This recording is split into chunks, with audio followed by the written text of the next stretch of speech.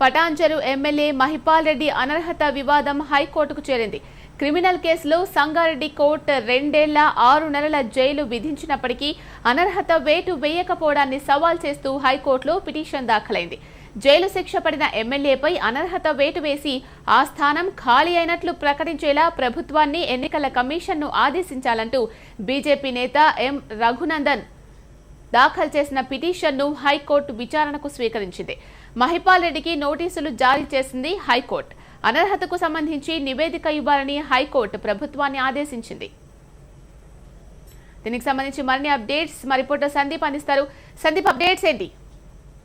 మొత్తంగా 2.5 సంవత్సరాల జైలు శిక్ష పడ్డ ప్రజాప్రతినిధికి ఆయన ఎమ్మెల్యేగా కొనసాగే అర్హత ఉండదు. ఇది గతంలో సుప్రీంకోర్టు ఇచ్చిన ఉత్తర్వుల్లో స్పష్టంగా పేర్కొందంటూ రఘునందన్ రావు పిటిషన్ దాఖలు చేసిన విషయం తెలిసిందే. దానికి సంబంధించి హైకోర్టు విచారణ కూడా స్వీకరించింది. మొత్తంగా మహిపాల్ రెడ్డికి నోటీసులు జారీ చేస్తూ వివరణ ఇవ్వాలని కోరింది. తదుపరి విచారణ సంక్రాంతి సెలవుల అనంతరం మరోసారి విచారణ చేపడతామని వ్యాఖ్యానించింది.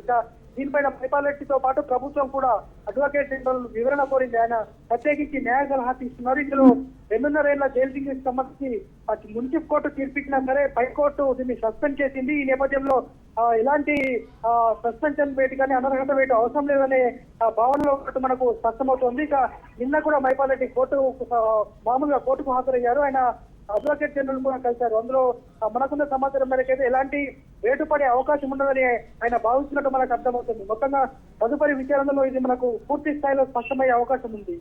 ఓకే సందీప్, దీని గురించి మహిపాల్ రెడ్డి స్పందన ఏంటి? అంటే నిన్న మహిపాల్ రెడ్డిని వ్యక్తిగతంగా అంటే మామూలుగా పలకరించడం జరిగింది. ఆయన స్పష్టంగా చెప్పారు, ఎవరో ప్రైవేట్ పిటిషన్ దాఖలైంది, దానికి సంబంధించి మాకు ఎలాంటి సంబంధం లేదు. ఒకవేళ అంటే 2.5 ఏళ్ల జైలు శిక్ష పడ్డప్పటికీ కూడా మున్సిపల్ కోర్టు తీర్పునిచ్చింది. అయితే హైకోర్టు జిల్లా కోర్టు మాత్రం ఆ తీర్పును సస్పెండ్ చేస్తూ ఉత్తర్వులు ఇచ్చింది. ఆ ఉత్తర్వులను కూడా మేము పరిగణలోకి తీసుకోవాల్సి ఉంటుంది అని ఆయన వ్యాఖ్యానించారు. అంటే తనకు ఎలాంటి ఇబ్బంది ఉండదనే ధీమాతో ఉన్నట్టు కూడా మనకు అర్థమైంది. ఇక దీనిపైన అడ్వకేట్ జనరల్ న్యాయ సలహా కూడా ఆయన తీసుకున్నారు. ఆయన ఎలాంటి వేటే పడాల్సిన అవసరం లేదు, భయం అవసరం లేదనే విధంగా అడ్వకేట్ జనరల్ ఆయన సూచించినట్టు కూడా మనకు అర్థమవుతుంది. ప్రభుత్వం కూడా ఏది వివరణ సలహాలు కూడా తీసుకుంటుంది ప్రస్తుతానికి. ఒకవేళ అనర్హత వేటు పడితే పరిస్థితి ఏంటి సందీప్? అంటే ఇప్పుడు అనర్హత వేటుకు సంబంధించి మనం 2.5 ఏళ్ల జైలు శిక్ష విధించింది వాస్తవమే. అయినప్పటికీ జిల్లా కోర్టు మాత్రం ఆ తీర్పును సస్పెండ్ చేసింది. అయితే సుప్రీంకోర్టు ఇచ్చిన తీర్పులో కూడా కొన్ని డౌట్స్ ఉన్నాయని అనేక మంది ఇప్పటి వరకు అనేక కేసుల్లో స్పష్టమైంది. ఎందుకంటే ఒకవేళ ఇప్పుడు అనర్హత వేటు పడ్డప్పటికీ పై స్థాయిలో ఆయన హైకోర్టు ఆశ్రయించి తీర్పును క్లీన్ చీట్ పొందితే మళ్ళా తర్వాత ఎమ్మెల్యే సీట్ ఇస్తారనే విధంగా ఇలాంటి అనేక అంశాలు కూడా వెలుగులోకి వస్తున్నాయి. ఈ నేపథ్యంలో దీనిపై కాస్త క్లారిటీ దిశగా ఇంకా పూర్తి స్థాయిలో వాదనలు కొనసాగేటువంటి అవకాశాలు కూడా అనేకము కనిపిస్తున్నాయి. ఓకే, దీనికి సంబంధించి నివేదిక ఇవ్వాలని హైకోర్టు ప్రభుత్వాన్ని ఆదేశించింది. దానికి సంబంధించి ఏంటి అంటే ఈ అనర్హత వేటుకు సంబంధించి అంటే 2.5 ఏళ్ల జైలు శిక్ష పడింది కదా, మీరు ప్రస్తుతం అంటే ఎమ్మెల్యేగా రాజీనామా చేయబోతున్నారా ఇంకా అనే అంశాలపై నేను క్లారిటీ ఇవ్వాల్సి ఉంటుంది. ఈ కేసుకు సంబంధించి అయితే ఆ కోర్టు తీర్పు ఇచ్చినప్పటికీ జిల్లా కోర్టు మాత్రం సస్పెండ్ చేసింది.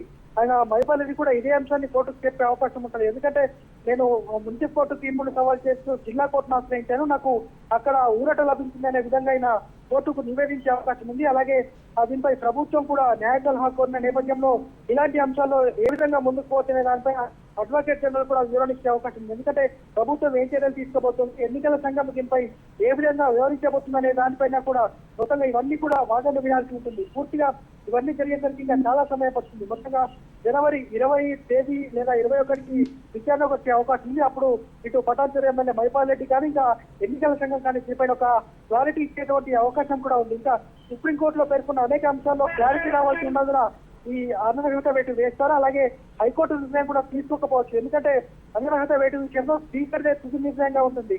ఈ నేపథ్యంలో హైకోర్టు కూడా ఇది స్పీకర్ నిర్ణయానికి వదిలేసే అవకాశం కూడా కనిపిస్తోంది.